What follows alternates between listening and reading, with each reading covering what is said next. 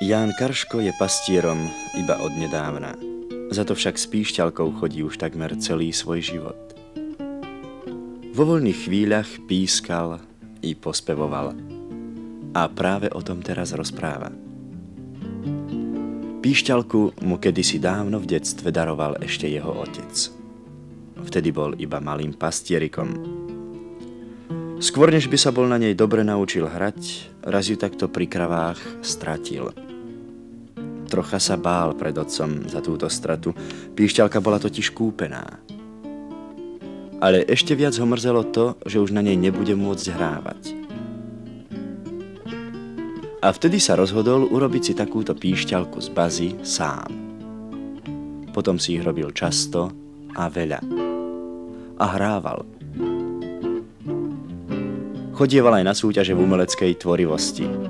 Sám s vlastnými rukami vyrobenou píšťalkou. Deti pri ňom to nie sú iba dnešní pastierici. Dedina je v čase prázdnin prázdna. Ľudia sú na poli pri robote, väčšina detí tiež. Nie len pri kravách.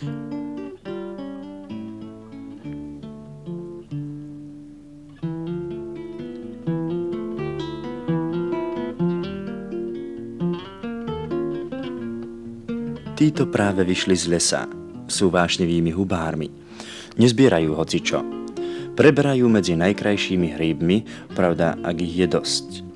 Tie naozaj najkrajšie klobúčiky dajú na vrch košíkov, aby keď pôjdu po dedine vzbudili obdiv i závisť.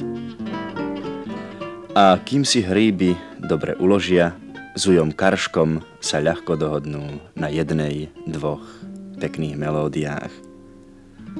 On iba podotkne, že aj hríby lepšie rastú pri peknej melódii.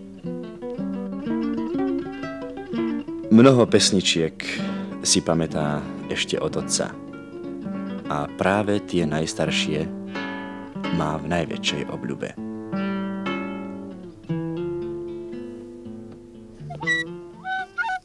Tak napríklad tejto ani názov, ani text nepozná. Naučil sa ju práve cez píšťalku od otca. Dnes je tomu už vyše 50 rokov, čo sa ju začínal učiť zapískať.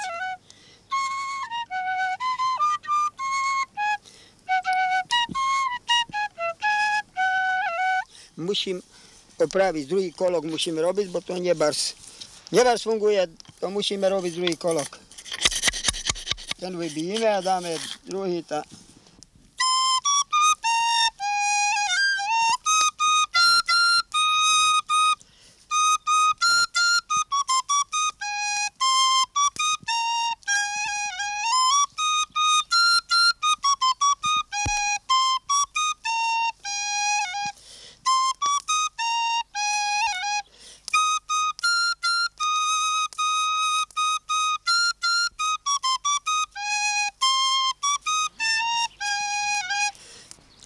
Ponížo Múravy paslo dzivče krávy, eja, oja, volali ho chlapci, Podzaničko s nami. Eja, oja, volali ho chlapci, Podzaničko s nami, keď ja pôjdem s vami. Zaženiem krávy, zažeň krávy hore potočkami, Podzaničko s nami. Zažeň krávy hore potočkami, Podzaničko s nami.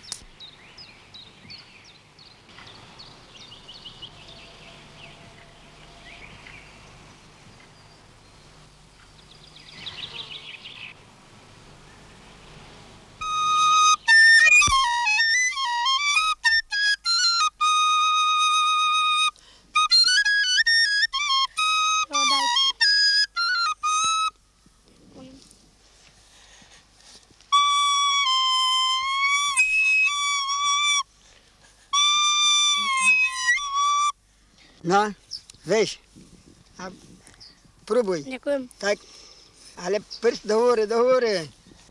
No, tak vieš, jak polosie prsty, tak, no. A s tým tu tak do hore, no. No, duj.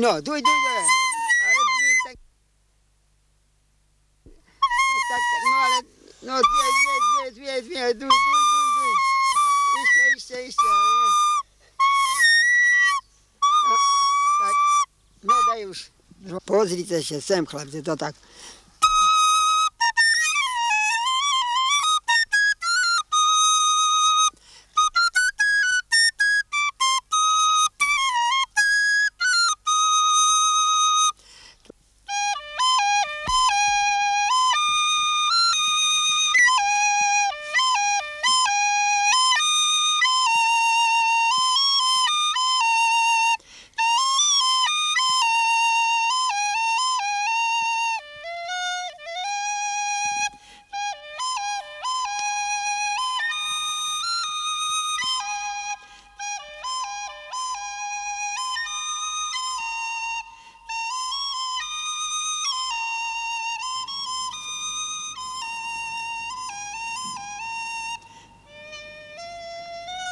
Nedá sa však celý čas iba sedieť pri ohni.